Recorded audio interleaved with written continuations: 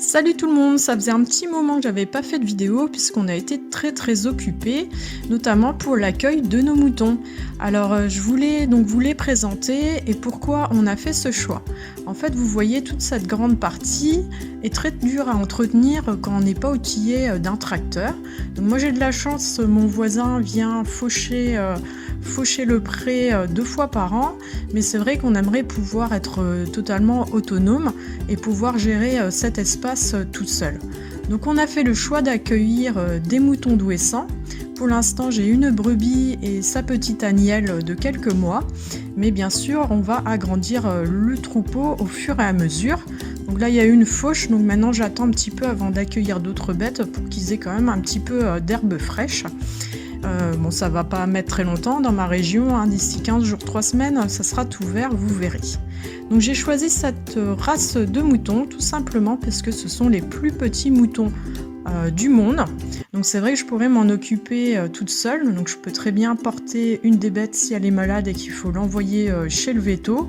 Et ça c'était important pour moi.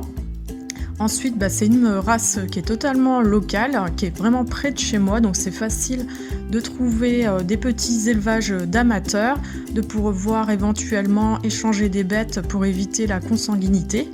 Donc tout ça aussi avait un intérêt pour moi.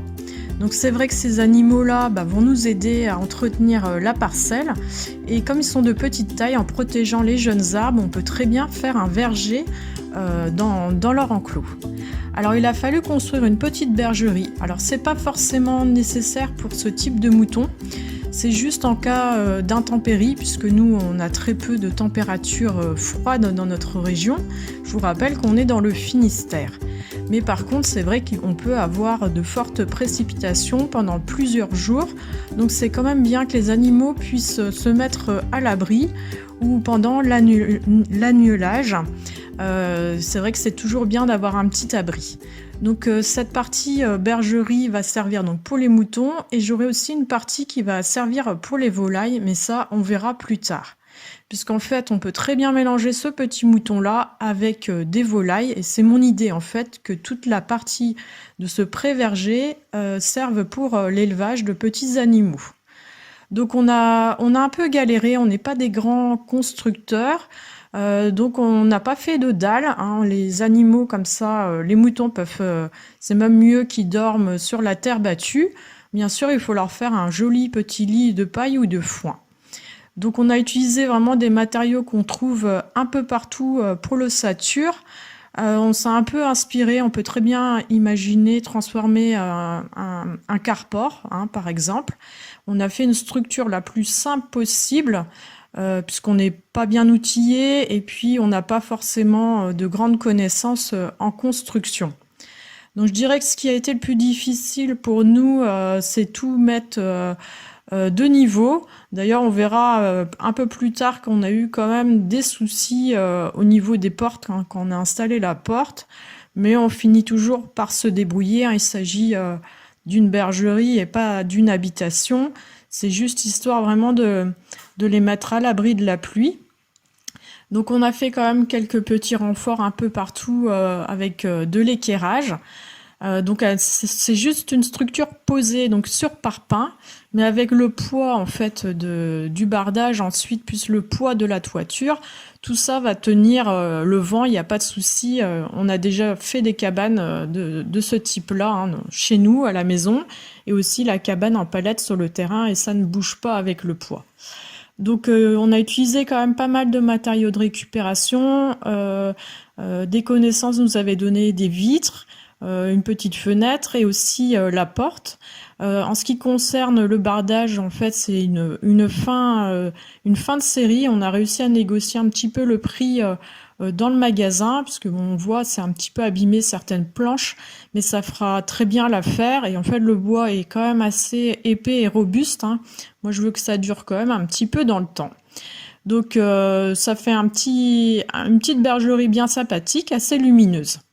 Alors, ce qu'il a fallu faire aussi, comme toujours, c'est poser des clôtures. Alors, je crois qu'on va devenir spécialiste en pose de clôture. Je pense qu'on n'est pas loin du kilomètre si ça continue. Donc on a fait ça sur les 15 derniers jours. Donc c'est vrai que c'est pareil, on n'est pas très outillé, hein. On a un embout en fait tarière que l'on met sur de la perceuse. Et ensuite, on vient juste enfoncer les poteaux à la masse. Pour le grillage, c'est des crochets que l'on vient mettre à l'aide de marteaux tout simplement. Alors il fallait bien sûr protéger mes arbres. Donc ici j'ai un peu l'espace coupe-vent, en fait, arbre coupe-vent, pour les vents d'est qui sont assez désagréables sur mon terrain. Donc là c'était un boulot, il a plutôt bien poussé. Au fond on peut voir, ça c'est la partie forêt-jardin qui va bien sûr s'agrandir cet automne. Mais il fallait bien sûr que je protège tous ces arbres-là, c'était important, hein, puisque sinon les moutons bien sûr vont grignoter les écorces de ces jeunes arbres. Alors on peut tout à fait protéger, mais là de ce côté-là j'en ai beaucoup trop et je veux garder une grande place en fait pour le verger. Donc j'ai mis un grillage quand même assez haut d'1 mètre, mais on peut très bien mettre un grillage de 80 cm, voire même un peu moins. C'est des animaux qui sont quand même assez disciplinés, contrairement aux chèvres qui vont avoir tendance à vouloir partir, ces animaux un peu nomades on va dire. Les moutons, eux, restent bien sages dans leur enclos. Donc voilà. Autre chose, c'était la mare. Alors là, c'est vrai que on avait un peu abandonné ce projet-là. C'est la première chose que l'on ait faite sur le terrain. Donc là, en plus, avant l'été, on avait recreusé un peu, on avait fait quelques petites formes en espalier, des pentes douces, des plantes plus fortes, et puis on peut voir que la végétation est encore revenue.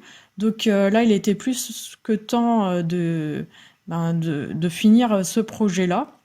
Donc j'avais commandé sur un site internet spécialisé dans les bassins et je suis plutôt contente de la qualité des produits. Si jamais ça vous intéresse, je vous dirai le nom, hein. C'est pas pour faire de la pub, mais je trouve que le géotextile est quand même assez épais. Donc là, on est sur une taille j'ai dû prendre 8 mètres par 5. Donc ça fait déjà une jolie mare, hein, qui a été entièrement creusée à la main. Si vous voulez faire plus grand, je vous conseille quand même de faire avec peut-être quelque chose, une mini pelle, parce que on a mis quand même pas mal de temps, ça nous a demandé pas mal d'énergie. J'en profite pour vous montrer le remplissage et donc mon système de récupération d'eau. Donc là, en fait, près du potager, j'ai 3 cuves de 1000 litres raccordées à la gouttière de la petite cabane. Et donc, moi, j'arrose comme ça le potager. On a tout simplement une pompe, hein, qui coûte, je sais pas, 10 ou 15 euros. C'est mon mari qui s'en occupe, donc je peux pas trop vous dire le prix. Qu'on vient raccorder sur une batterie de voiture. Et puis, on a juste un petit interrupteur ici. Pour la partie technique, voilà, je peux pas trop vous en dire plus. En tout cas, ça fonctionne bien. Pour arroser le potager, c'est plutôt pas mal comme petit système. Donc là, il me reste en eau 2700 litres.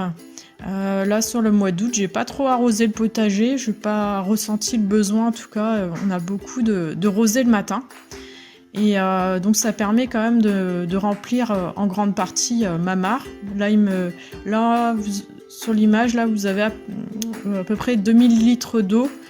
Donc je pense qu'elle va avoir une contenance d'environ 3000 litres. Donc ça fait déjà une jolie petite mare. Ça, je vous ferai une vidéo détaillée cet hiver, je pense, quand j'aurai un peu plus le temps. Et que les aménagements aussi seront finis. Donc voilà un petit peu ce qu'on a fait durant ce mois. Donc ça, c'est en un mois, tout ce que vous avez vu. Là, moi, je m'occupe aussi de faire sécher mon foin tout à la main. Donc on va aussi construire un abri pour le foin, pour garder ce foin-là. Ça va être surtout pour le paillage du potager et pour faire la litière de nos animaux. Allez, moi, je vous dis à très vite et puis portez-vous bien. Salut!